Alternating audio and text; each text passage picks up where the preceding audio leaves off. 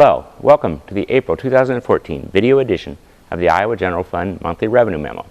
My name is Jeff Robinson, Senior Fiscal Analyst for the Iowa Legislative Services Agency, the nonpartisan support agency of the Iowa Legislature. This video covers Iowa General Fund revenue for the months of July 2013 through April 2014, the first 10 months that make up fiscal year 2014. Iowa net general fund revenue decreased $124 million in April when compared to April 2013.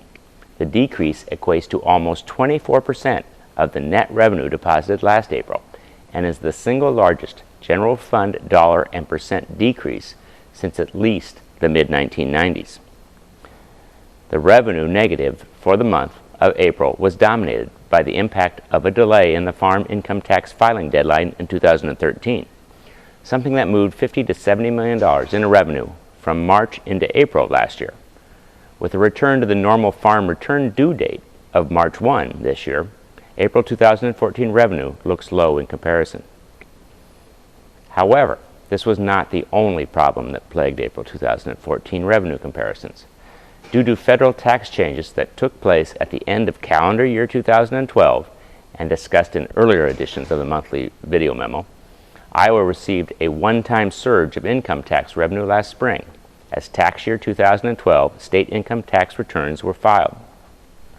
On top of this, for tax year 2013, Iowa also increased the earned income tax credit and instituted a new taxpayer trust fund tax credit. And these two changes have weighed heavily on net revenue these past 3 months. Across all revenue sources and after subtracting refunds issued, cash fiscal year 2014 year-to-date has produced a net revenue decrease of $194 million, or negative 3.8%. The 3.8% drop we see in year-to-date revenue is almost entirely the result of tax law changes and the one-time 2012 federal tax issue, and is not the result of any noticeable decrease in economic performance. For the month and for the fiscal year, Iowa's two main drivers of net general fund revenue, namely individual income tax withholding as well as sales and use tax deposits, both continue to grow, and in the case of the former, growth has been accelerating recently. This chart depicts general fund revenue growth with the combination of withholding deposits and sales and use tax deposits in blue, and all other portions of general fund revenue, including the subtraction of tax refunds, depicted in red.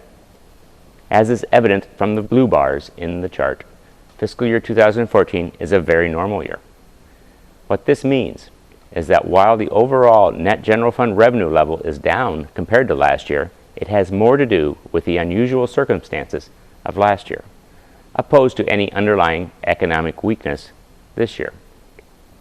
Since the year-to-date revenue decrease is now 3.8%, and the March Revenue Estimating Conference set the comparable net revenue growth rate for 2014 at negative 2.6%, net general fund revenue is now below the forecast level for the first time this fiscal year.